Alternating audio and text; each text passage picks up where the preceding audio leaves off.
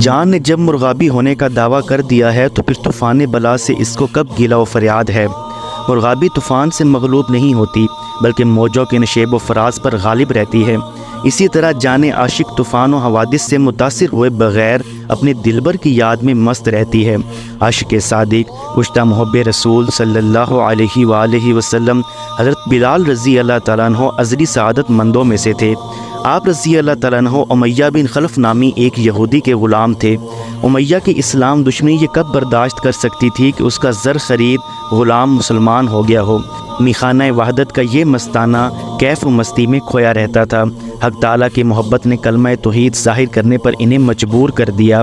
جان عاشق نے جب محبوب کے ہاتھ میں خنجر عشق دیکھ لیا تو بے خوف و خطر مقتل کی جانب دوڑ پڑی۔ اے محبوب حقیقی، آپ رضی اللہ تعالیٰ عنہ کی یاد میں نعرہ ہائے عشق مجھے اچھے لگتے ہیں اور قیامت تک اے محبوب اسی طرح مستانے نعرے لگانا چاہتا ہوں۔ سر بریدہ عشق کے حق کے سامنے اگر 100 خندقیں بھی ہوں تو اس کے درد عشق کے سامنے ان کی حیثیت ایک مزاح سے زیادہ نہیں۔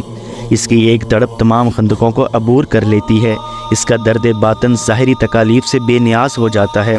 حضرت بلال رضی اللہ تعالیٰ عنہ کا نعرہ عہد لگانا تھا کہ اس یہودی کا غیظ و غضب ان پر ظلم اور زد و کوب کی صورت میں برس پڑا۔ آپ رضی اللہ تعالیٰ عنہ کو اتنا مارا کہ لہو لوہان کر دیا، پھر گرم ریت پر لٹا کر گھسیٹتا اور کہتا کہ آئندہ وحدانیت کا نعرہ لگانے کی جرت نہ کرنا۔ حضرت بلال رضی اللہ تعالیٰ عنہ بزبان حال عرض کرتے، آپ صلی اللہ علیہ وآلہ وسلم کی محبت کے جرم میں یہ کفار مجھ کو قتل کر رہے ہیں اور شور برپا کر رہے ہیں۔ اے محبوب حقیقی، آپ بھی آسمان دنیا پر تشریف لائیے اور اپنے عاشق کے اس تماشا کو دیکھیے کہ کیسا اچھا تماشا ہے۔ ایک دن حضرت ابو بکر صدیق رضی اللہ تعالیٰ عنہ کوچہ یار امتحان گاہ عشق سے گزر رہے تھے۔ حضرت بلال رضی اللہ تعالیٰ عنہ خستہ حال اور لہو لہان حالت میں عہد عہد کا نعرہ لگا رہے تھے۔ عاشق کی آواز میں حضرت ابو بکر صدیق رضی اللہ تعالیٰ عنہ کو بوئے محبوب حقیقی محسوس ہوئی، جس سے آپ رضی اللہ تعالیٰ عنہ محو لذت ہو گئے۔ حضرت بلال رضی اللہ تعالیٰ عنہ کی اس مظلومیت کو دیکھ کر حضرت ابو بکر صدیق رضی اللہ تعالیٰ عنہ کا دل تڑپ گیا اور آنکھوں میں آنسو آ گئے۔ آپ رضی اللہ تعالیٰ عنہ عاشق زار کو کہنے لگے کہ تم دل میں اللہ کو یاد کر لیا کرو، اس موذی کے سامنے ظاہر مت کیا کرو، یہ ملعون ناحق تجھے ستاتا ہے۔ چند دنوں کے بعد پھر حضرت ابو بکر صدیق رضی اللہ تعالیٰ عنہ کا ادھر سے گزر ہوا، دیکھتے ہیں کہ پھر وہی ماجرا ہے، یہودی ان کو بری طرح زد و کوب کر رہا ہے۔ حضرت بلال رضی اللہ تعالیٰ عنہ کا جسم تو اس ظالم یہودی کے سامنے زخم خوردہ تھا، لیکن ان کی روح حق تعالیٰ شانہ کی بارگاہ کرم میں مست و خواب عشق ہو رہی تھی اور بہار لازوال لوٹ رہی تھی۔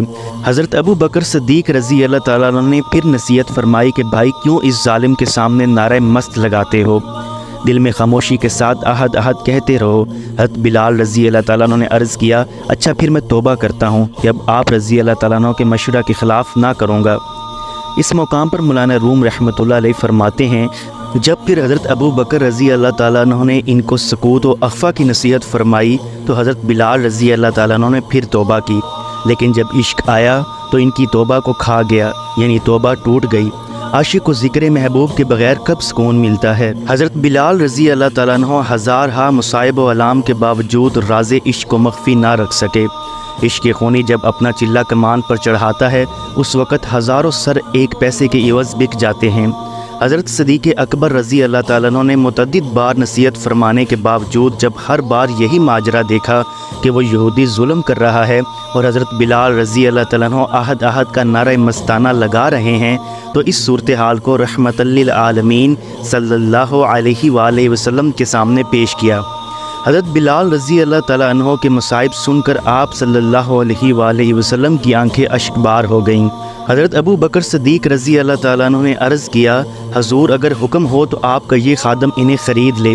حضور صلی اللہ علیہ وآلہ وسلم نے فرمایا، حضرت بلال رضی اللہ تعالیٰ عنہ کی خریداری میں میری بھی شرکت ہوگی۔ اس کالے جسم میں اللہ تعالیٰ اور اس کے رسول صلی اللہ علیہ وآلہ وسلم کی محبت کا ایسا نور جلوہ گر ہو گیا تھا کہ حضور صلی اللہ علیہ وآلہ وسلم بھی اس کے خریدار ہو گئے۔ ایمان اور عشق نے انہیں انمول بنا دیا۔ حضرت بلال رضی اللہ تعالیٰ عنہ کیف و مستی سے سرشار نیم مدہوشی کے عالم میں عہد عہد کے نعرے لگا رہے تھے اور وہ ظالم یہودی آپ رضی اللہ تعالیٰ عنہ پر ظلم و ستم کے پہاڑ توڑ رہا تھا۔ حضرت ابو بکر صدیق رضی اللہ تعالیٰ عنہ نے فرمایا یہ کالے رنگ والا حبشی غلام مجھے دے، یہ سفید فام اور خوبصورت غلام قسطاس جس کی قیمت کئی ہزار دینار ہے تم لے لو۔ اس یہودی نے غلام کے ساتھ رقم بھی مانگی۔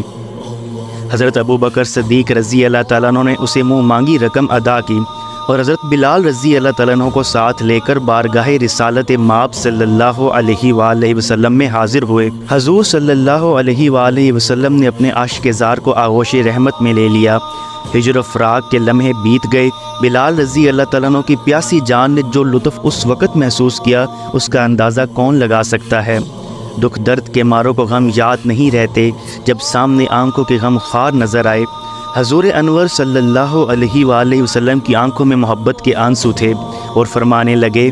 آپ صلی اللہ علیہ وآلہ وسلم نے فرمایا اے صدیق کیا میں نے تجھے کہا نہیں تھا کہ مجھے بلال کو آزاد کرانے کے شرف میں شریک کرنا؟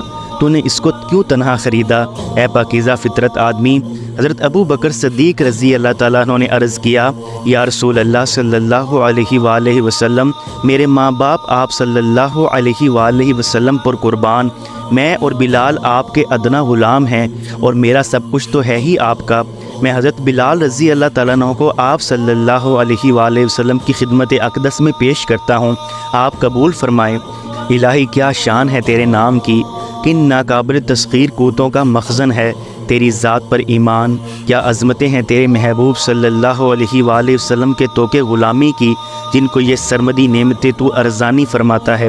وہ ذرے ہوں تو رشک آفتاب بن جاتے ہیں، وہ قطرے ہوں تو سمندر کی بیکرائیوں کے امین بن جاتے ہیں، وہ غلام ہو تو دنیا کے کچ کلا ان کے باج گزار بن جاتے ہیں۔ بجھ گئیں جس کے آگے سبھی مشعلیں، شمع وہ لے کر آیا ہمارا نبی، کون دیتا ہے دینے کو منہ چاہیے، دینے والا ہے سچا ہمارا نبی، غم زدوں کو رضا مسردہ دیجیے کہ ہے بے کسوں کا سہارا ہمارا نبی۔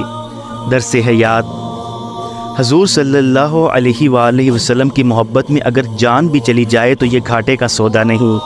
دین کے راستے میں جب مشکلات آئیں تو ہمیں حضرت بلال رضی اللہ تعالیٰ عنہ جیسی ہستیوں کی زندگیوں پر نگاہ ڈال لینی چاہیے۔